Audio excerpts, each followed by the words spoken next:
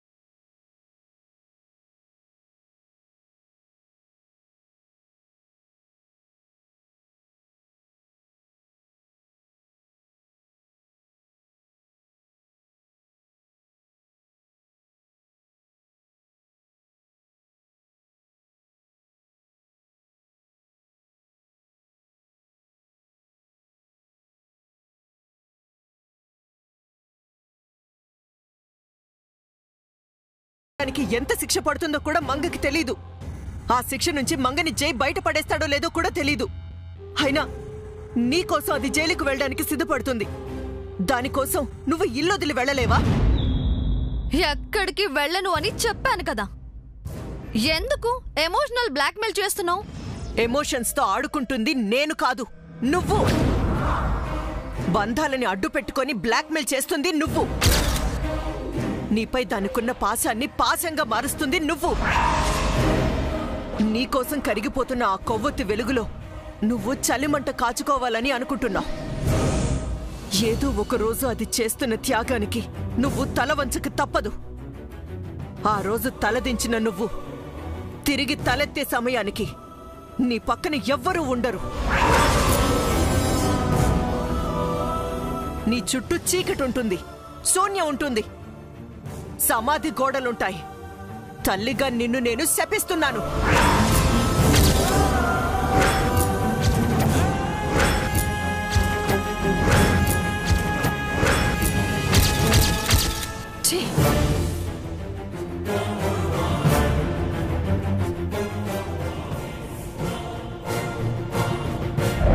మీరు తప్పు చేస్తున్నారు మేడం. తోడబుట్టిన అక్కని కూడా చూడకుండా తోడేళ్లా మంగా మేడంని వేధిస్తున్నారు. మీ వల్ల మంగా మేడం గారు బాధపడుతున్నారు. ఆవిడ ప్రెగ్నెంట్ అయినప్పటి నుంచి ఏ రోజు సంతోషంగా లేరండి. అందుకు కారణం మీరే. ఇప్పటికైనా మీ తప్పు తెలుసుకుని మర్యాదగా పోలీసులకు సరెండర్ అవ్వండి. లేదంటే ఆ దేవుడు కూడా మిమ్మల్ని క్షమించడు. ఏంట్రా వాగుతున్నావు? ఆఫ్టర్ ఆల్ జీతం తీసుకుని పని చేసే జీతగాడివి నువ్వు నాకు వార్నింగ్ ఇస్తున్నావా? నేను జీతం తీసుకునే జీతగాడినే మేడం. కానీ ఈ జీతగాడు నోరు విప్పి ఒక్క మాట చెబితే మీ జీవితం తల్లకిందులవుతుంది. అది మర్చిపోకండి. బుల్షిట్! నాతోనే ఛాలెంజ్ చేస్తున్నావా? నీ ఇష్టం వచ్చింది చేసుకో. ఈ ఇంటి నుంచి నేను ఒక్క అడుగు కూడా బయట పెట్టను. It's my challenge. మీరు ఛాలెంజ్ చేస్తుంది నాతో కాదండి, మీ బావగారు మా బాసు అయిన ది గ్రేట్ సూర్యదేవర జయసూర్య గారితో. ఆయన మీకు 2 సంవత్సరాల నుంచే తెలుసండి. నాకు 10 సంవత్సరాల నుంచి తెలుసు. ఆయన ఎలా ఆలోచిస్తారో, ఏం చేస్తారో, ఏం చేయగలరో 10 సంవత్సరాల నుంచి ఆయన పక్కనే ఉండి ప్రతిదీ గమనిస్తున్నాను. ప్రమాదం మీ దగ్గరగా వచ్చి వెనక్కి వెళ్ళిందని మీ అమ్మగారు అన్నారు. పైదాకా వచ్చిన ఆయన అడుగులు ఈ గదిలోకి రావడం ఎంతసేపు? మంగా మేడం గారు వెళ్లి ఆపారని ఆ అడుగులాగాయి. వాళ్ళు కలిసి వేసిన 7 అడుగులకు ఆయన ఇచ్చిన గౌరవం అది. ఆవిడతో కలిసి నడిచిన ఆ 7 అడుగులకు ఆపద వస్తే ఆయన చూస్తూ ఊరికే ఉంటారనుకున్నారా? వేటాడేస్తారు.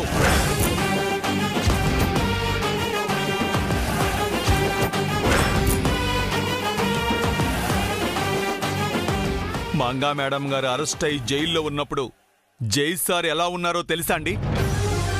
ఆకాశానికి 90 డిగ్రీస్లో ఎక్కుపెట్టిన రాకెట్ 10 డిగ్రీలు పక్కకు ఒరిగితే ఎలా ఉంటుందో అలా ఉన్నారు.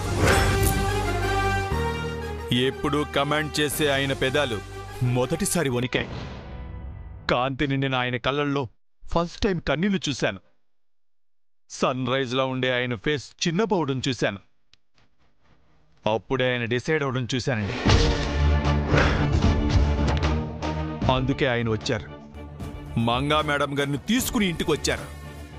మిమ్మల్ని పట్టుకుని పోలీసులకు అప్పచెప్పడానికి వచ్చారు.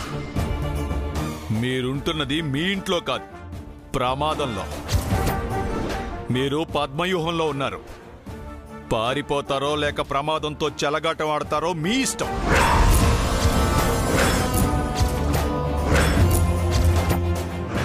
Go to hell.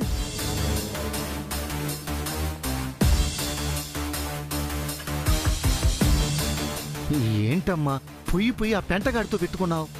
వాడు జై దగ్గరికెళ్ళి నీ గురించి వాగితే? వాడు నా గురించి జైకి చెప్పడు. వాడికి ఆ మంగ ఇచ్చిన ఆర్డర్ అది. అయినా ఈ గొడవ ఎందుకమ్మా? మంగ చెప్పినట్టు ఓ 4 రోజుల పాటు నువ్వు ఎటైనా వెళ్ళి దాక్కుంటే మంచిది కదా. నేను ఎక్కడికి వెళ్ళను. అచ్చరే, ఇందాకేంటి మా మామ్తో కలిసి ఇద్దరు ఎక్స్ట్రా చేశారు. ఆ మంగ బదులు నేను అరెస్ట్ అవ్వాలా?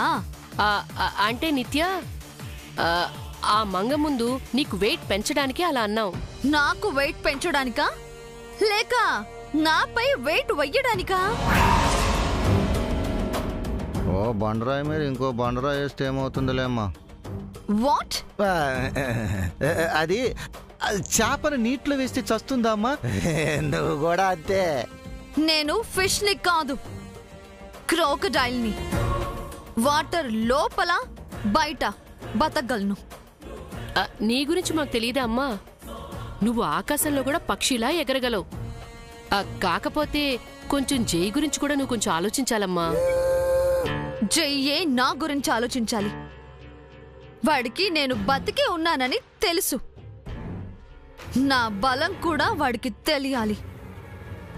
అందుకే నేను ఇక్కడే ఉంటాను. నన్ను పట్టుకోలేక వాడు జుట్టు పీక్కోవాలి. అది నేను కళ్ళారా చూడాలి. పద చంద్రిక, జై బిర్యానీ చేస్తానన్నాడు, వెళ్ళి తిందాం. సరేనమ్మా, మేము వెళ్ళొస్తాం.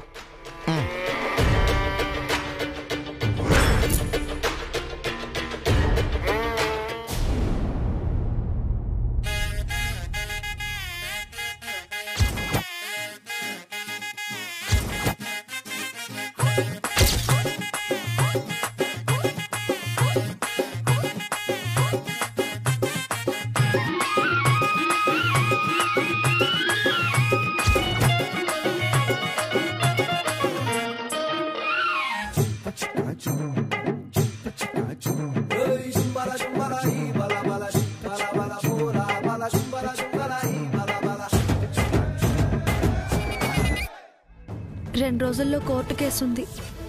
ఒకవైపు నిత్యను పట్టుకుంటానని హడావిడి చేస్తున్నారు, కానీ రిలాక్స్ గా ఉన్నారు. ఈయన మనసులో ఏముందో అర్థం కావట్లేదే. ఏమే బామ్మా,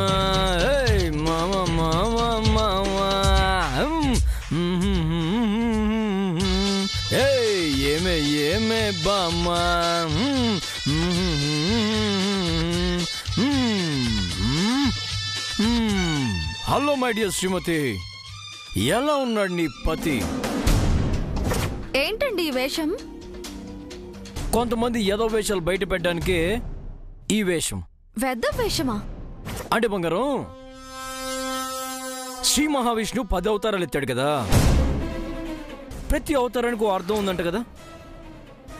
నా అవతారానికి కూడా ఓ పరమార్థం ఉంది. పద చెప్తాను.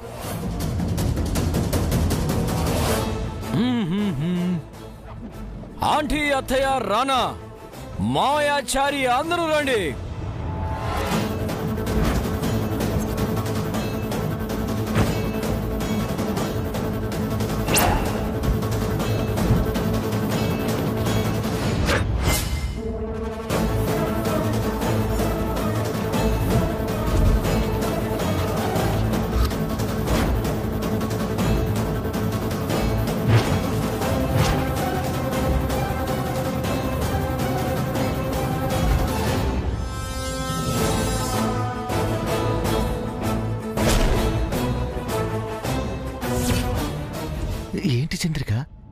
పూల రంగల్లాగా తయారయ్యాడు.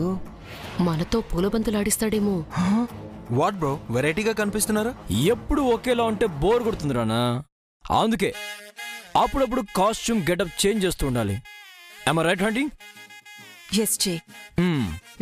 ఈ గెటప్ లో నువ్వు సంక్రాంతి పండగకు వచ్చిన కొత్త అల్లుళ్ళ ఉన్నావాళ్ళుడా. అదేదో సినిమా టీజర్ లో చెప్పినట్టు ప్రతి పండక్కి అల్లుళ్ళు వస్తారు, కానీ ఈ పండక్కి వచ్చింది మొగుడు. ఏ ఊరుకో వచ్చారి, ఒకరితో మనకి కంపారిజన్ ఎందుకు? ఎల్లి రోప్ పట్రాపు. Okay sir. రూపెందుకు? రూపెందుకు తెమ్మంటున్నాడే? కొంపదీసి నిన్ను నన్ను ఉరిదీయడానికే. ప్రతిదానికి కంగారి మీకు. వాడు మనల్ని ఎంత గుర్తిస్తాడు? రోపెందుకు జై? సరదాగా ఒక గేమ్ ఆడదాం అంటే. గేమా? Yes Rana, tug of war. ఈ టైంలో ఆటలేంట్రా? అంటే టైం లేదు కదా అత్తయ్య. దేనికల్లుడు? ఆడుకోవడానికి మోయా. 2 రోజుల్లో మంగ కోర్టుకు వెళ్ళాలి. తన టెన్షన్లో ఉంది. ఆ టెన్షన్ నుంచి మంగని రిలీజ్ చేసి కాస్త రిలాక్స్ చేద్దామని. నేనే టెన్షన్లోనూ లేనండి. అయినా మీరుండగా నాకు టెన్షన్ ఎందుకు? నువ్వు కోర్టు టెన్షన్లో లేవు మంగ. నీ ఇంటెన్షన్ వేరే ఉంది. ఆ టెన్షన్ తగ్గించడానికే ఈ గేమ్.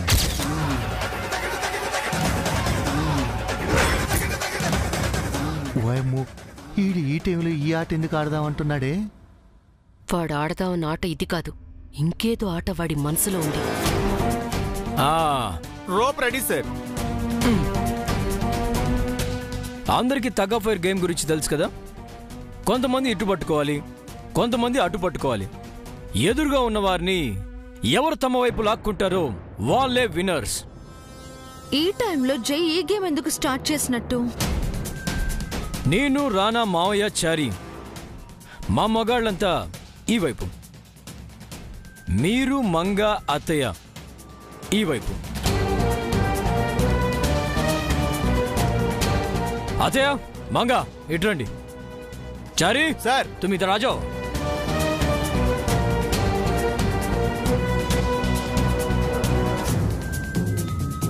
చారి సార్. పడుగా.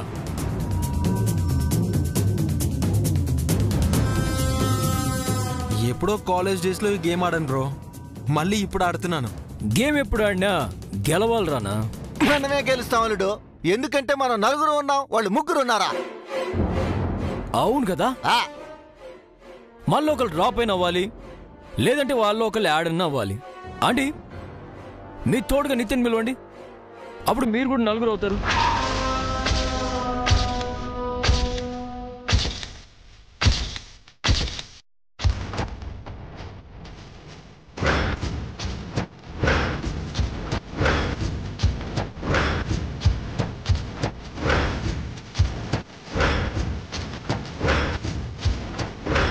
మేము 4 ఉన్నాం, మీరు కూడా 4 ఉండాలి కదా. నితిన్ పిలవండి.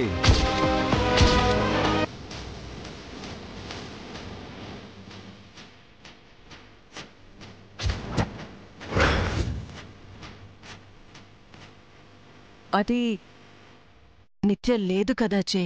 నిత్య ఉందా ఆంటీ? ఇక్కడే ఉంది.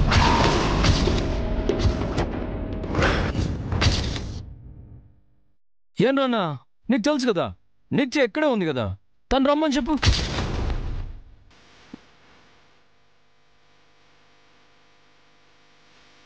అమ్మయుడు, ఇందుక ఈ ఆట మొదలుపెట్టింది. అనుకున్నాను ఇది ఆట కాదు, ఇంకో ఆట ఉందని.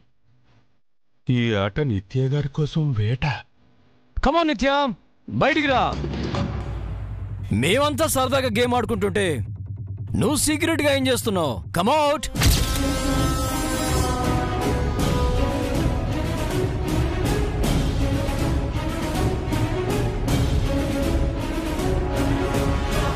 బయటికొచ్చి మాతో జాయిన్ అవ్వు.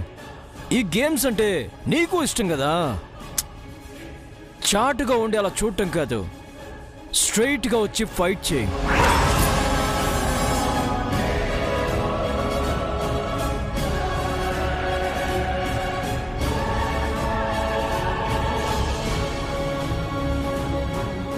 ఏంటమ్మీ సిగ్గా? బయటికి రావడానికి భయమా? ధైర్యం లేదా? పిరికి పందేవా? నన్ను రెచ్చగొట్టుకు జాయ్.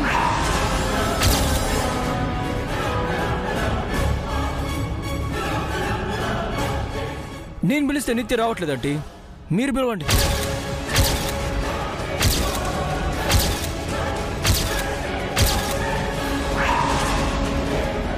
మంగా నువ్వు ట్రై చేయి.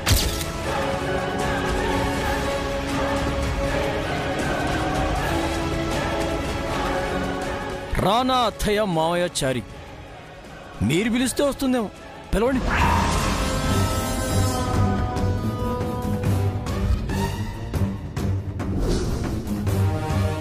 చనిపోయిన నిత్య ఎలా వస్తుంది జై?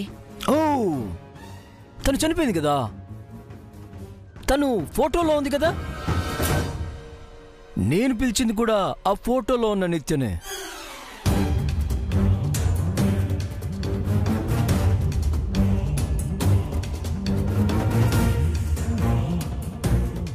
నిత్య చనిపోయి దయ్యమై తిరుగుతుంది కదా.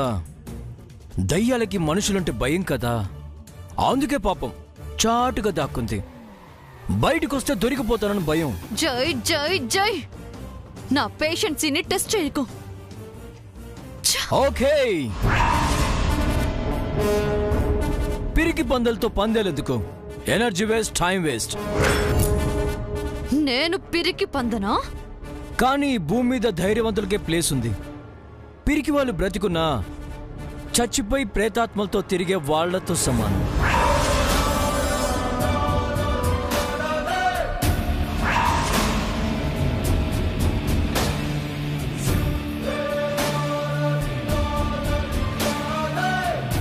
చనిపోయిన వాళ్ళకి జీవితం లేనట్టే బ్రతికుండి చచ్చినట్టు నటించే దయ్యాలకు కూడా గెలుపు లేదు.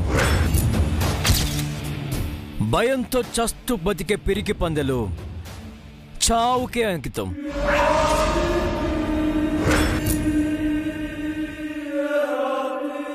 వాళ్ళు చీకట్లోనే ఉంటారు, చీకట్లోనే కలిసిపోతారు. Okay, leave them. వాళ్ళని వదిలేసి మనం ఆడుకుందాం. అయినా మనం నలుగురం వాళ్ళ ముగ్గురుతో ఆడటం కరెక్ట్ కాదు. మనలో ఒకళ్ళు డ్రాప్ అయితే బెటర్. ఎందుకలుడా? అటు ఉన్న మీ అత్తయ్య 10 మందితో సమానం. తన పర్సనాలిటీ చూసావుగా.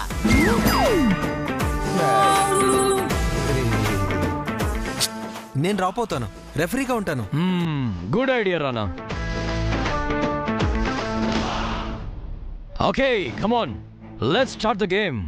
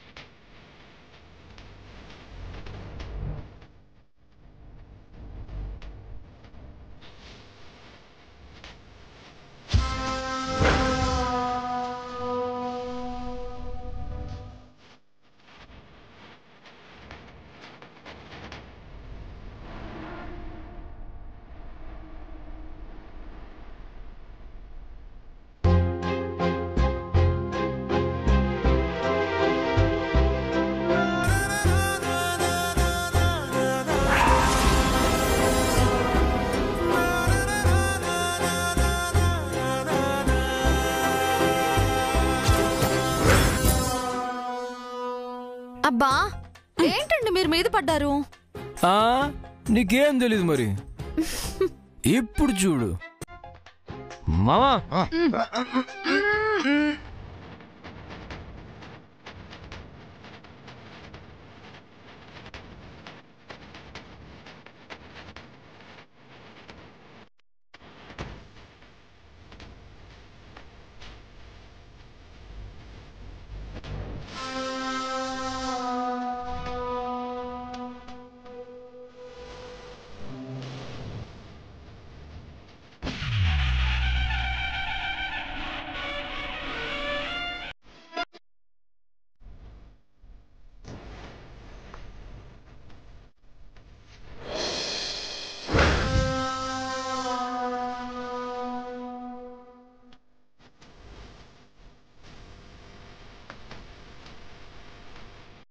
ఇప్పుడు తమరెందుకు మీద పడ్డట్టు?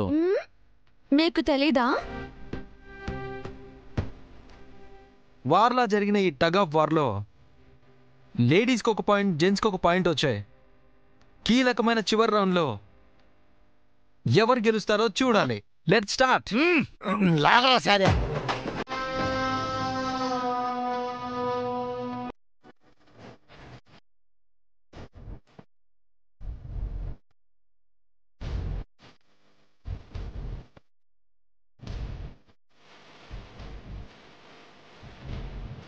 Come on.